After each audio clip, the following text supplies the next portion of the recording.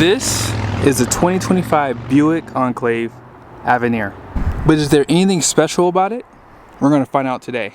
I borrowed this SUV from Jerry Seiner, Buick GMC in South Jordan, Utah. It is available for sale. Let's go ahead and check out the window sticker so you guys can see the pricing and options on this build. At the very top is the paint, which is moonstone gray metallic, ebony interior. And then this is a short listing of the standard equipment. Be sure to pause it to see more.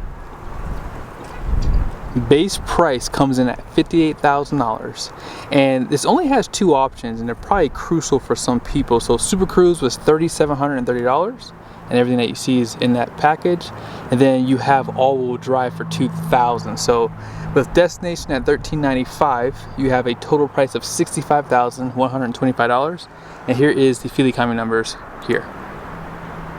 I think we can all agree that the pricing is not special, for sure, but the design of this SUV is special. It has a really nice design. If you're looking for a luxury designed SUV, Buick hit a home run for sure. Now on the front end, you guys can see your accent lights right there, full LED headlights, high and low beam, and notice how they put your parking sensors off to the side. That's going to help pulling into the garage. Black trimming down here, some chrome, and even around the grille you guys can see they have those chrome right here, and then off to the other side. There is a front camera, which is no surprise, so it's going to have 360 or HD surround view for you, and you have the radar cruise control. And notice your parking sensors on the front end, they kind of fit in with the grille. Love that design. More of that chrome right down below. And then check out the hood too. They did a great job designing this SUV. I would drive a Buick Enclave now, for sure. Now off to the side, painted fender flares, 22-inch wheels, and they are using a Continental tire, which are some of my favorite. These ride really well. And then here's the tire size, 275/45. Now you're gonna have a single wishbone fabric material on the wheel wells, and brakes are 4-piston, nothing special about them, 6 lug here, and the wheels have a nice design to them. On the mirrors, turn signals, cameras, more black accents, a little bit of chrome around the windows. You have the smart key for the front and rear doors. You guys see the Avenir badge right there. Yeah, it's definitely classy. And then here's that side view. The Avenir does have a twin panel moonroof as well. And this is where you're going to fill up at. You can use regular fuel. Now when you get the Avenir, they do give you the clear taillights, and that's what's special about this one, because it makes the back end look so luxurious. It's very clean, and these taillights do have the animations, I guess you can call that. Let me go get the key really quickly, hold on. So here we go. If you have the key, this is what it looks like. You see some of the buttons. If you lock it and then you unlock it, you see some of the animations for that. Really nice. And then of course you're going to have a power lift gate, rear parking sensors, and if you walk up to the back, it will open the tailgate for you as well. That camera out back does have a sprayer, so you can use your windshield washer fluid to use that to clean off that camera. And actually I hit the wrong buttons. This is for the third row. You do have power third row, and even behind the third row they give you a ton of storage. I mean, you can fit 3 medium-sized luggages back here easily. And then deep storage just below the floor. Now your spare tire is under this plastic tray. Tie downs on both sides. Some speakers out back as well. And then there is a 12-volt power plug in the rear. And if you want to drop the tailgate down, you hit the button there. And they do hide the hitch. And check out that dual exhaust in the rear too. Pretty special. Now let's talk about this 2.5 liter 4-cylinder turbocharged engine. Based off some of the comments I've gotten on this engine online, it's a big disappointment for some people. However, I will say I did a 0 to 60 test comparing this with the 5.3 liter V8 in the Chevy Tahoe, and this engine actually beat it because these are a little bit lighter. So don't be upset too much, because 328 horsepower is not too far behind 355 horsepower on that V8 and 326 pound-feet of torque. And because it's forced induction, when you live at higher elevations like here in Utah, this engine does perform pretty well, all things considered. 8-speed transmission, and I didn't mention, but it has a 19.4 gallon fuel tank too. So you should be able to go, I would say, 300-400 miles on a tank. Now this is where the Buick Enclave is special. The interior. Notice the leather wrapping and stitching on the door. You have this satin material here, and I love how the door handle looks like it's kind of floating right there. Speaker grills are done really well, 16 speaker bows, and you have power folding outside mirrors. Also, you can notice down below, this is where you're going to pop that lift gate, and they give you some bronze treatment to the door right there. Love that. And all this is going to be leather wrapped, a little bit of perforated leather, and up here also is leather too. Now, I don't know why auto up and down windows don't make it into these SUVs. This doesn't make sense, at least for the front auto up and down. But it is auto down for the other three, but auto up and down for the driver's side. Now, this does have massaging seats, which I'll show you guys here in a second. So, yeah, that's nice about the Buick, and you have a power steering column as well.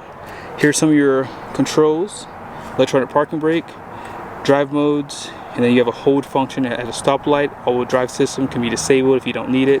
Auto stop start, and then check out your 30-inch screen. I'll show it to you guys in a second. Here's the passenger side. Pretty much the same story. And then check out the dash too. Really nice treatment. Leather wrap here. And more of that bronze is right here too.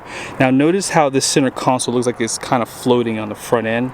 Love that design that they do there. 12-volt power plug, storage. You can probably put a purse down there.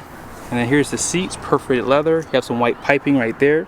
And check out that design for the stitching too. They did a great job on this. Out back, no curtains here. But you have the captain's chairs in the second row. And these seats do slide forward and back.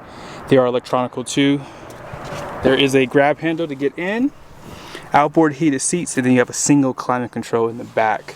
I mean, and this is big. I will say that for most people, they will find this to be a decent size. So if you have older kids, this will work for them. Out back, it's tight back here. It is tight. Let me see if I can sit on the side.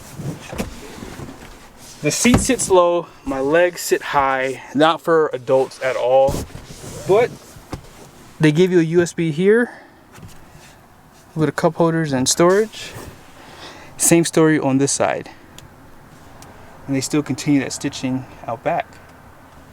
You guys can see down below too, you have those Type-C USBs, 120-volt power plug, a little bit of storage right there. And they do have the seat back pockets on the front seats. Cup holders right there. And in case you want to see that roof, air vents, lighting, all done well. That is a big screen.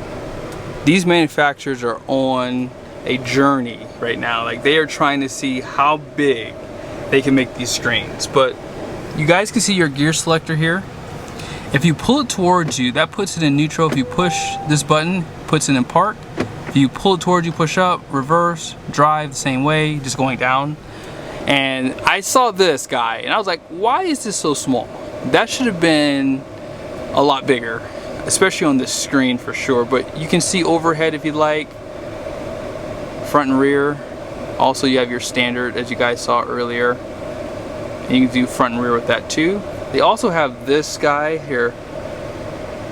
You guys can see on the side. So you can kind of park better. I like this for my wife because see, when it goes time to go parking, This allows you to go into the parking space a lot easier. Now, if you wanted to come back up, you can do that. All you have to do is you can configure this however you want. But if you push your cameras and you want that side view again, you see how easy it is to kind of line it up into the parking space? Love that. And you can still see the front. That's why I say this is a little too small, but you can see the front of it really good. And that way you know you're parking perfectly in the parking space. Let's see if we can take something out of here. So if you want to take something out, you can probably put the cameras over here like that. That way if you suck at parking, well, you can just have that set up in this little side menu here to get there quickly, so that way you're not holding up traffic or something like that too. But they do hide a lot of the controls on the interior. I'm sure you guys noticed that earlier. And so most of those controls are going to be listed under this button right here. So you have your dome lights, power windows, cameras, traction control, auto high beams, auto park assist. You can see more controls, and this kind of breaks it down. Your universal remote for your garage or your gate is now in here. It's no longer on the outside of the screen. I didn't like that. They should have did that a little different. But while we're already staring up here, you do have a power screen for that twin panel moonroof.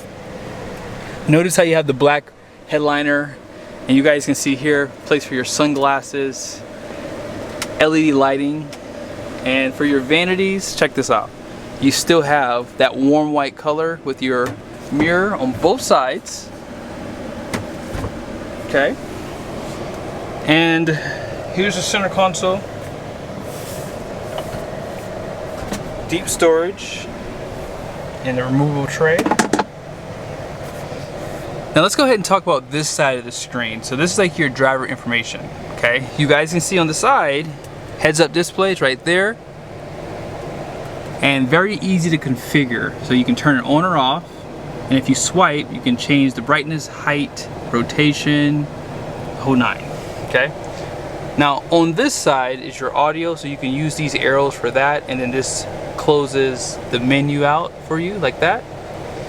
And if you push this button here, check this out. You can see different things in these pages, okay? And then they can do full screen navigation on this side. I wonder if there's a navigation page on this one too. Let's see. So yes, you can do, I mean, there's no reason why you would have to do this, but if you want, you can have the navigation on both sides, which is kind of cool actually. Or if you just want it to be more practical, you can see different things like your miles per hour, your oil temperature. You know, you can change that. Let's go back here. If you go to home, I hit the wrong button. This is like your multi-menu. But if you go back to home and you click on, where is it at? Vehicle status. You can change what you see in there. Let's just say you want your trip information in there. So you can actually select your trip information. You can add it to your screen like that, and voila. I think most people would prefer to see that versus the oil temperature. Although I like to see a lot of the temperatures, and you can see all the temperatures on this side of the screen as well if you like. If you're towing a trailer, things like that, that's why that would be useful. And then this shows you the air quality. That's pretty cool. I've never seen that before. You can add that to the driver display if you like. And maintenance items are on here too.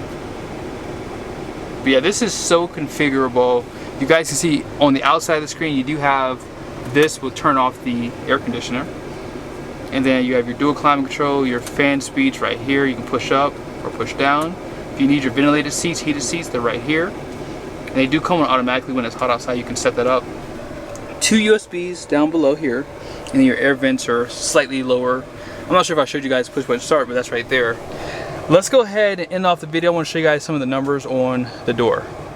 If you're thinking about putting this in your business name or planning on towing, these numbers are going to be important to you. So the gross vehicle weight rating is going to be 6,394 pounds.